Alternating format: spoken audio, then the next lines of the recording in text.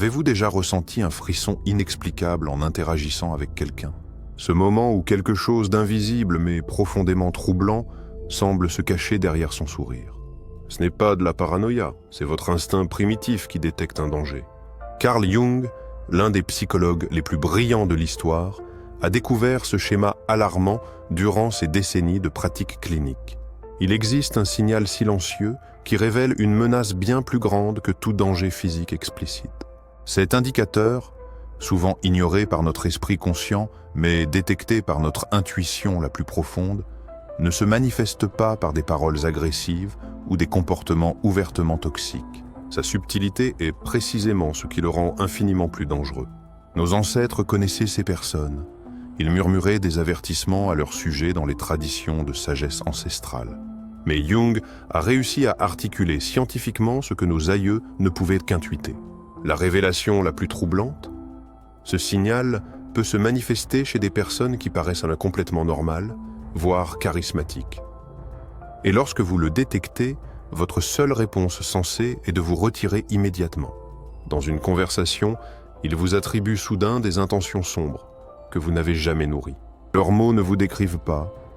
Ils combattent leur propre noirceur rejetée, miroitée sur votre visage. L'ombre n'est pas qu'absence. C'est une force vivante, s'amoncelant dans nos profondeurs psychiques.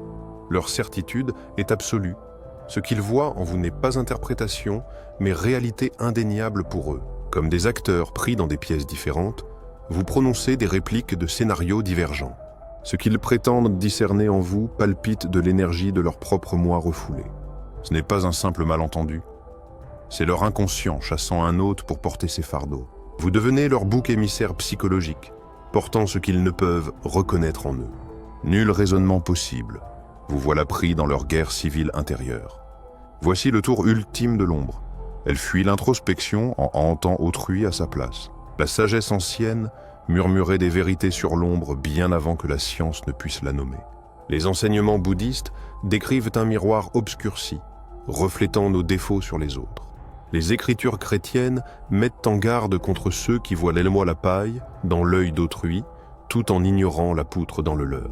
Le projecteur reste convaincu de sa vision déformée, aveugle à son propre reflet. Ils ne mentent pas. Leur esprit a réécrit la réalité elle-même. Cette certitude déformée se répand comme de l'encre dans l'eau, colorant la réalité sociale. Les neurosciences confirment. Nos cerveaux filtrent la réalité pour correspondre à ce que nous croyons déjà. Dans les cas extrêmes, ce filtre devient un champ de distorsion totale de la réalité. Comme porter des lunettes qui tordent le monde, sans jamais savoir que votre vision est faussée. Le plus grand danger réside dans la certitude de voir clairement. Un frisson vous parcourt l'échine, tandis que leurs paroles heurtent violemment votre vérité intérieure. Ils déclarent vos péchés imaginés avec la conviction d'un prophète recevant une révélation divine. Vos protestations se dissolvent contre leur forteresse psychologique. Aucune preuve ne peut franchir ces murs. Derrière leurs yeux fait rage une guerre civile. Vous êtes devenu dommage collatéral sur le champ de bataille de leur psyché. Ce n'est pas une conversation, c'est de la ventriloquie psychologique, leur démon intérieur parlant à travers votre image. Leur certitude croît comme du lierre. Plus ils insistent, plus vous voyez la forme de ce qu'ils nient. Vous êtes accusé de crimes appartenant à quelqu'un d'autre, leur moi ombre portant votre nom. Leurs mots vous peignent avec des couleurs que vous n'avez jamais portées, un portrait de leur peur inconsciente. Ce n'est pas de la force, c'est la fragilité d'une psyché qui ne peut supporter de regarder vers l'intérieur. Plus ils vous rejettent, plus leur moi caché devient clair. Leur ombre prend forme dans le déni. Vous êtes devenu leur miroir. Mais un miroir qui ne reflète que ce qu'ils ne peuvent reconnaître. L'ancien proverbe nous avertit, mais Jung voyait plus loin. L'inflation de l'ego, le masque le plus dangereux de tous. Lorsque la vertu devient une arme, maniée avec une certitude divine, ils marchent comme des dieux vivants parmi les mortels. L'avertissement de Maître Eckhart résonne à travers les siècles. La maladie du zen, quand l'éveil devient poison, le voile de lumière, plus aveuglant que l'obscurité, les archétypes s'agitent dans leur inconscient, revêtant une peau humaine. Le complexe du sauveur, un piège céleste pour les esprits terrestres, la conviction absolue, l'état humain le plus dangereux, Le signe indéniable de l'inflation de l'ego apparaît lorsque vous remarquez que quelqu'un ne doute jamais de ses propres motivations. Alors que tous les grands sages à travers l'histoire ont exprimé une profonde humilité face au mystère de l'existence, ceux qui souffrent d'inflation psychique affichent une certitude absolue. Ils n'envisagent pas la possibilité d'erreur, car, dans leur esprit, ils n'expriment pas des opinions personnelles, ils canalisent des vérités universelles. Ce qui rend cet état particulièrement dangereux, c'est qu'il peut générer un charisme extraordinaire. Jung a observé comment des leaders souffrant d'une grave inflation psychique attiraient par ceux des disciples dévoués précisément en raison de la conviction absolue qu'ils dégageaient. Cette certitude satisfait notre profond besoin humain de sécurité et de réponse définitive dans un monde d'incertitude. Le psychologue chilien Claudio Naranjo a souligné que l'ego spirituel est le plus raffiné et le plus difficile à détecter. Un ego ordinaire proclame « Je suis important ». Un ego gonflé proclame « Je suis un canal du bien suprême ».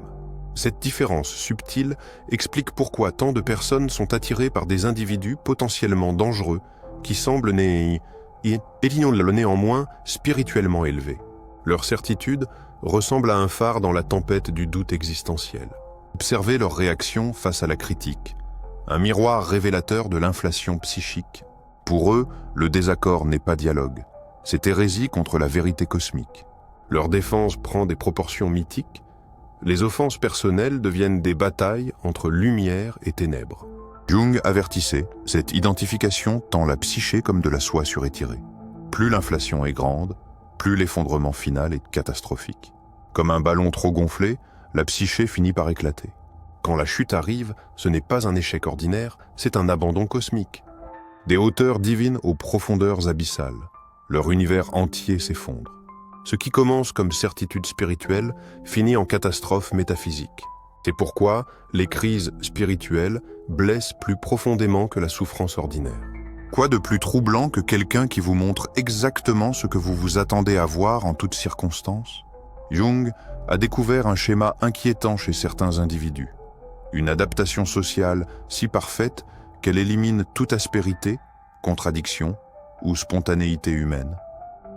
Ce masque impeccable, ou persona, terme que Jung a emprunté au théâtre grec, représente un signal d'alarme que nos instincts détectent bien avant que notre esprit conscient ne puisse l'articuler.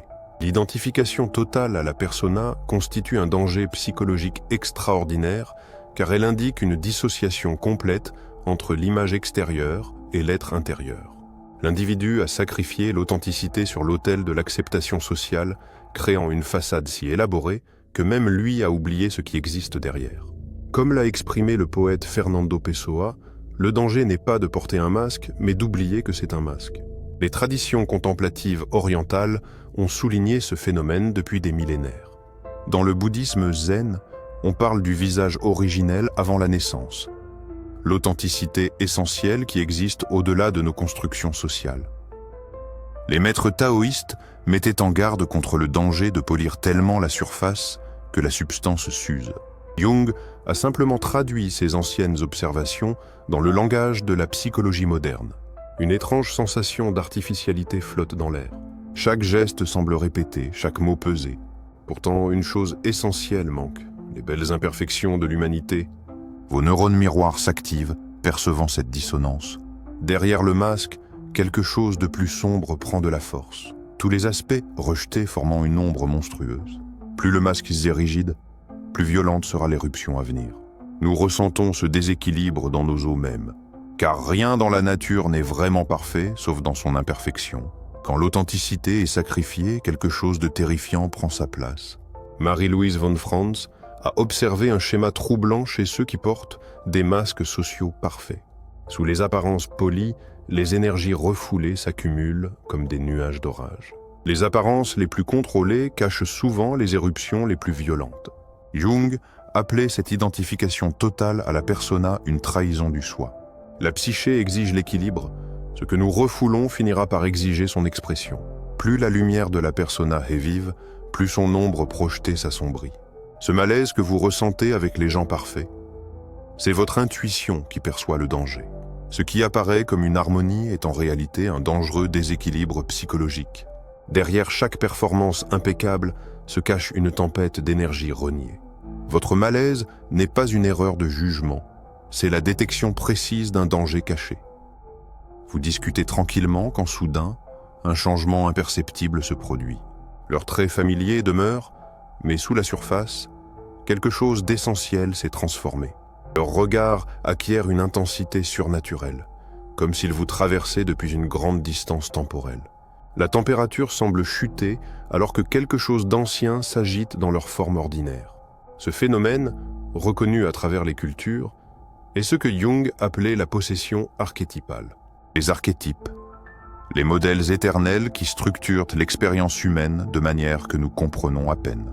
Lorsqu'on est possédé, nous devenons de simples conduits pour des énergies qui dépassent notre capacité d'intégration. Les chamans comprenaient la frontière ténue entre l'alignement contrôlé et la possession dangereuse.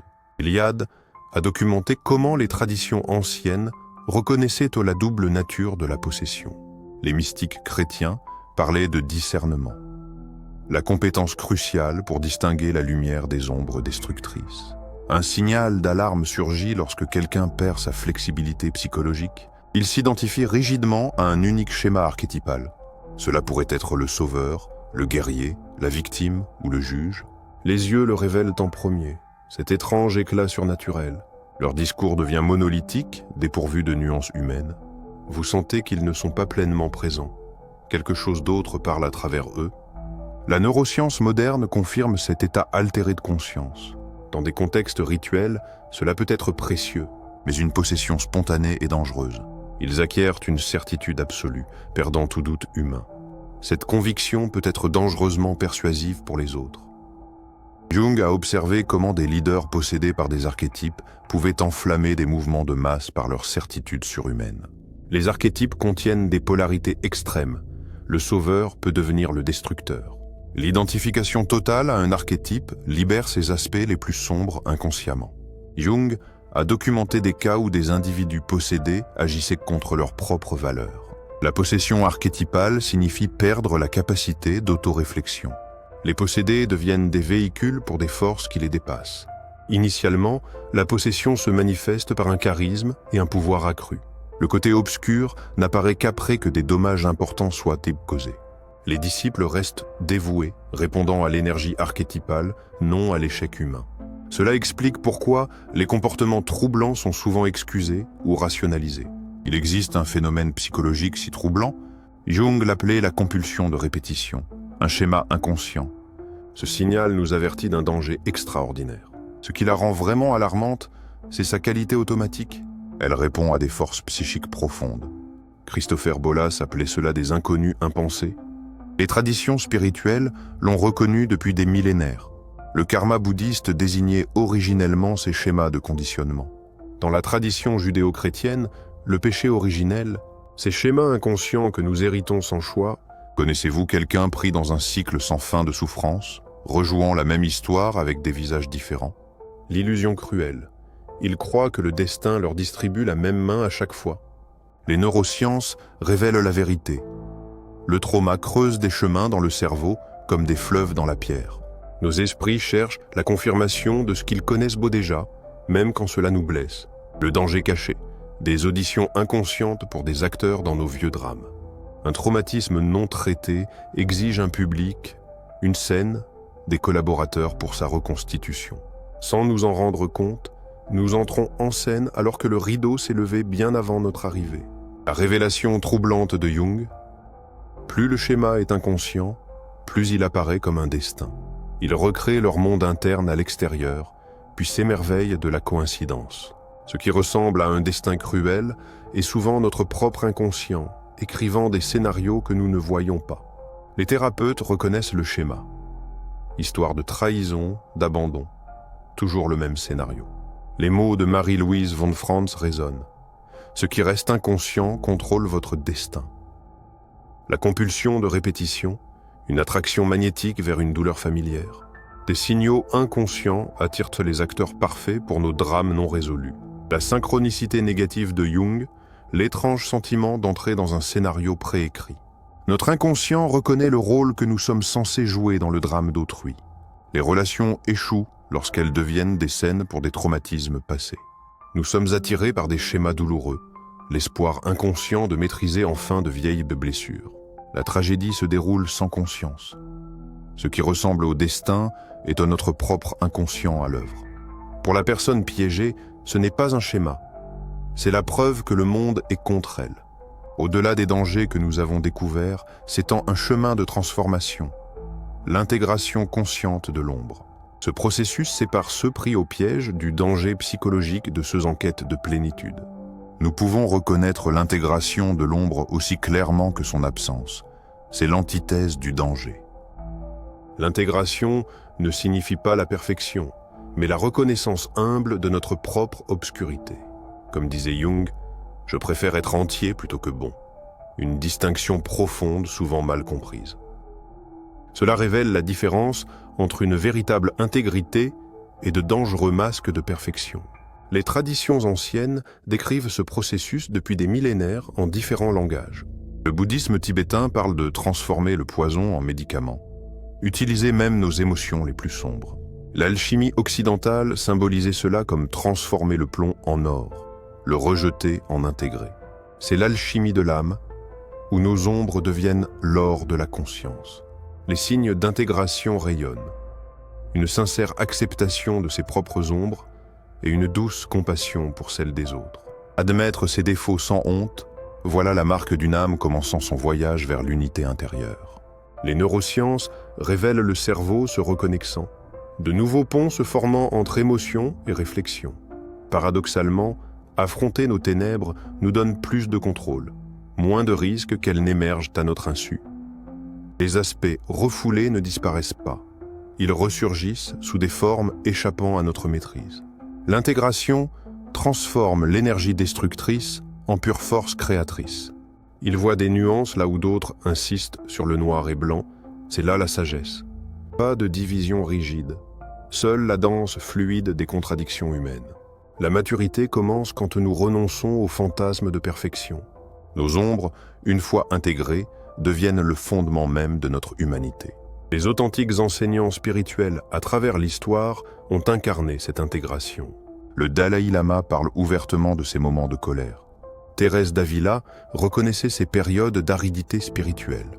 Le mystique soufi Rumi écrivait poétiquement sur ses contradictions internes. Cette honnêteté radicale contraste dramatiquement avec la perfection artificielle. L'indicateur le plus fiable est une humilité authentique combinée à une autorité authentique. La personne intégrée n'a pas besoin d'une image de soi immaculée. Comme le maître Zen Suzuki l'a dit, dans l'esprit du débutant, beaucoup de possibilités. L'intégration de l'ombre est notre système immunitaire psychologique. Nous devenons libres, non pas en atteignant la perfection, mais en embrassant notre pleine humanité. Avez-vous reconnu ces schémas chez les autres ou en vous-même ?